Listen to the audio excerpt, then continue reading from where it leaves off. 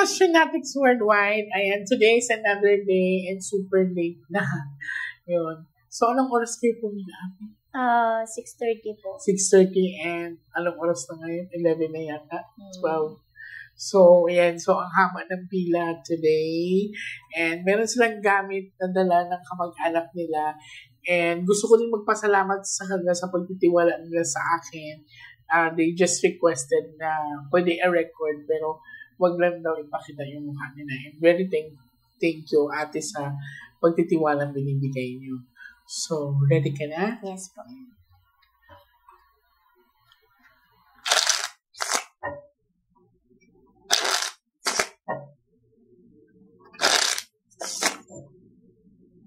Mag-ask ng guidance.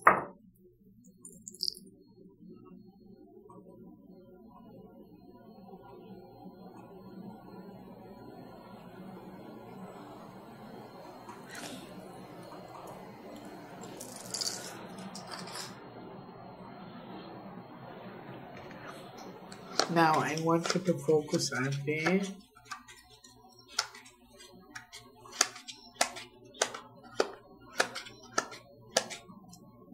I want you to pick one card. Thank you. So, this is you. I'm hoping that this is a red card.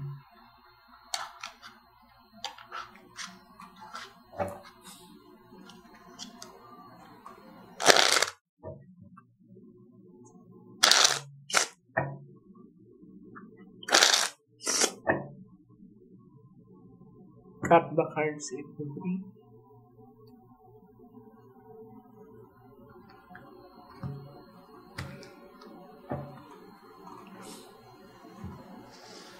Kuha ka ngayon ng 7 cards o ito talagay mo po dito.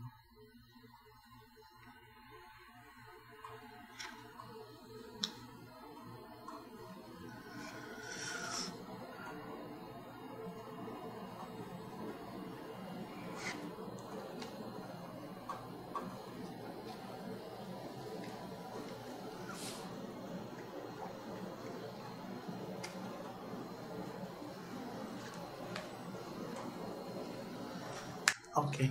Pag may jack na ipapakita, dito siya na yan, ha? So, may dala silang gamit. Itinabi lang po namin, pero nahawakan ko na. And this is you, ate.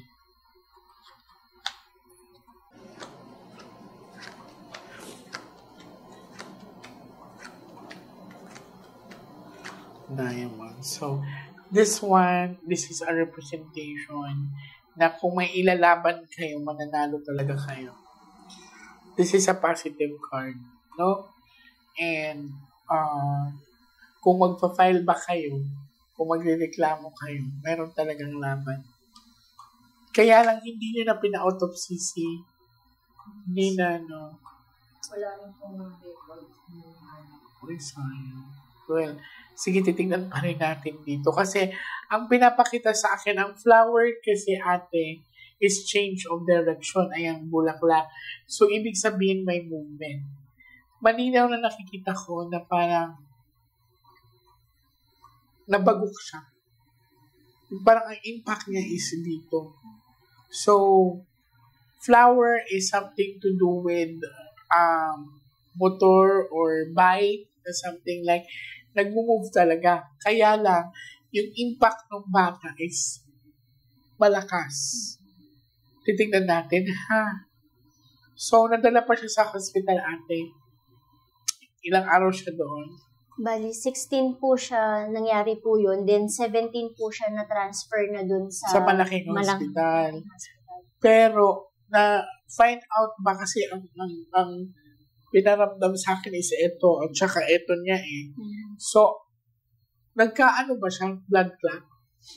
Bali, yun po yung explanation po nung sa pagamutan, yung sa unang pinagdalhan po nung bata. May blood clot. May blood clot. Sabi daw. Opo, pero, so, kaya parang ni-request nila na idalhin sa malaking hospital kasi hindi nila kaya.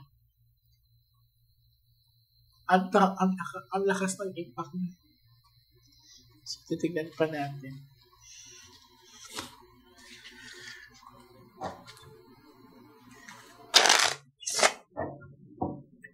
13 ko kayo, regalo ko na sa inyo, ha? Thank you. Kasi matyaga kayo ng antay.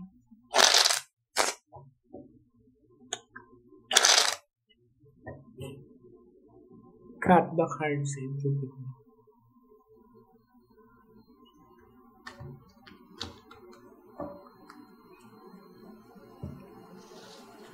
Kuha ka ng 9 cards of total, lagay mo dito. So, sa pinapakita sa akin, parang nandimilipit talaga siya sa sakit. Na, hindi siya makasigaw kung kakasigaw man siya, pero hindi niya ma-explain yung sakit na naramdaman niya nung time na yun.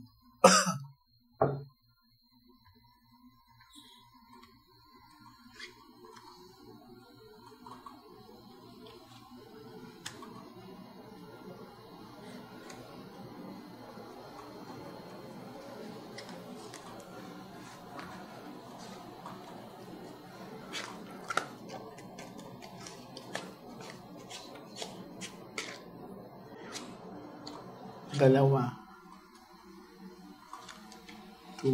Oy. Okay. Love kayo, mother. Hindi kayo pinapatawid ng anak niyo.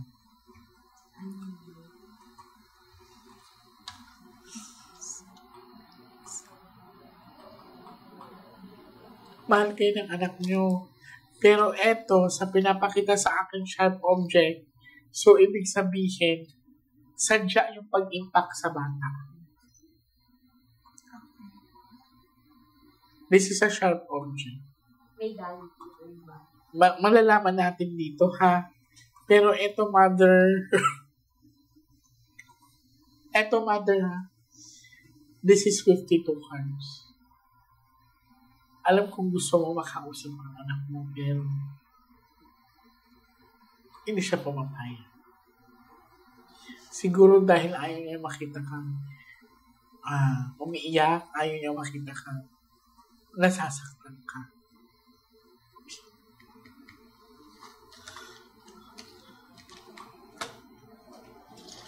So, sa pinakita sa akin, habang nag-drive siya, or bumabiyahe, or let's say, kung ano man yun, nagbabike siya.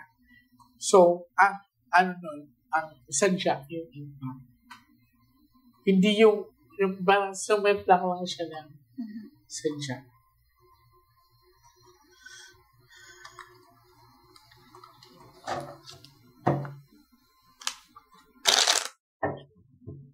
So, nag-bike siya. Opo. Nasaan yung bike niya ngayon? Nasa amin po. Bali, nasa Binyan po. Nasa Binyan po. Itinabi niya na lang. Or ginagamit pa? Actually, wala pong gumagamit. Itinabi po muna namin. Pero, ang plano po kasi is talagang i-dispose na lang po. Kasi bad yung naging alaala. Pero ipa-bless niyo muna, ha? Okay. Oo. Paano hanya muna? Cut the cards dito.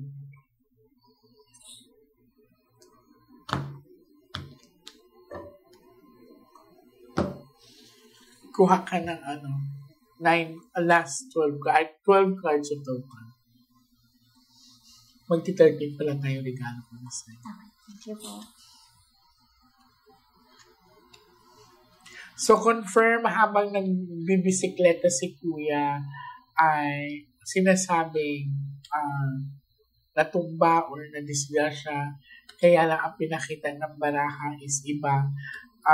Conflict or may tinatawag na sadya yung impact.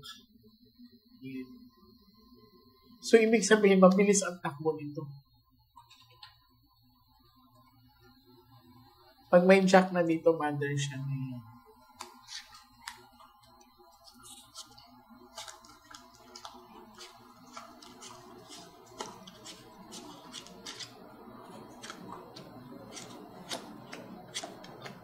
Ayan siya, mother. Ayaw nga niya makita malungkot ka. Okay.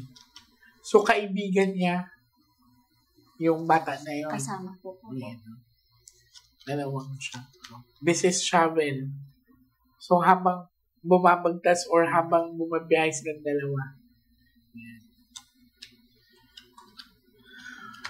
Twice na po lumabas. May girlfriend ba yan? May girlfriend ba yan? Sabi niya po, meron. Hindi kaya nagselos yung kaibigan niya dyan? Hindi pa naman po nila namimit yun. Ano lang, usap-usap lang. Okay. So, dito sa pinapakita kasi, dalawang siya. Tapos, ito, twice na talaga lumabas. So, hindi na siya nagpapatuloy.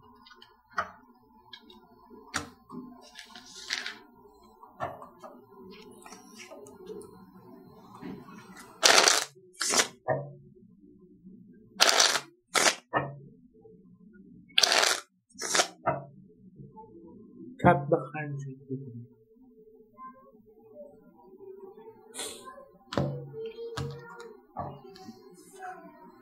Kuha ka ng last 13 cards.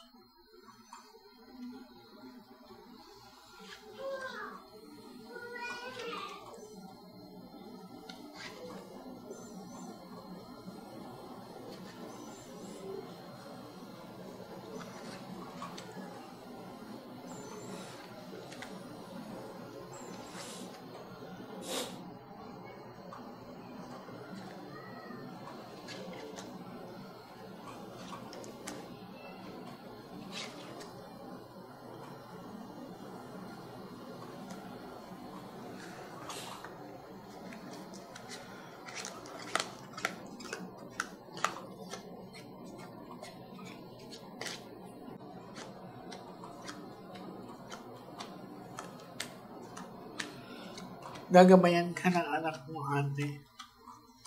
Oh, may galit. Oh. Yung, this is a bad luck card.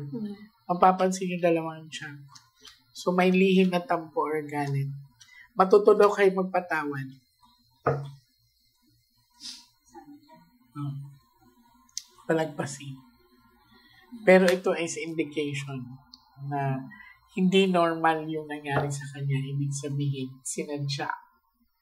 Pero, ang anak mo nakiusap. Matutong magpatawad. Alam kong hindi ganun kadali, nanay, na mawalan ng anak, na ganun-ganun kabigla. Pero nakita mo naman, we shuffle the cards together. Ilang beses ito lumabas. Ito ay happiness, love, at peace. Yeah. So, hindi ko naman sinabi kay ate na dito ka bumunot, nandito yung ano. Diba? From first card to last card, lumabas talaga siya. Pero yung tanong mo, may galit pa, Jay, yung kaibigan. Yung kakilala niya, kaibigan niya. This is a bad luck. Siguro nagkaalitan yun. Or may lihim siya yung gitna. Hindi niya akalain na ganun ang impact ng nangyayari. Okay. So, pakiusap ng anak mo. Ayaw na makita ka man. Matutupo kayo magpatawad. Bukas, pag makadaan kayo ng simbahan, magsindi kayo ng puting kanina. Okay.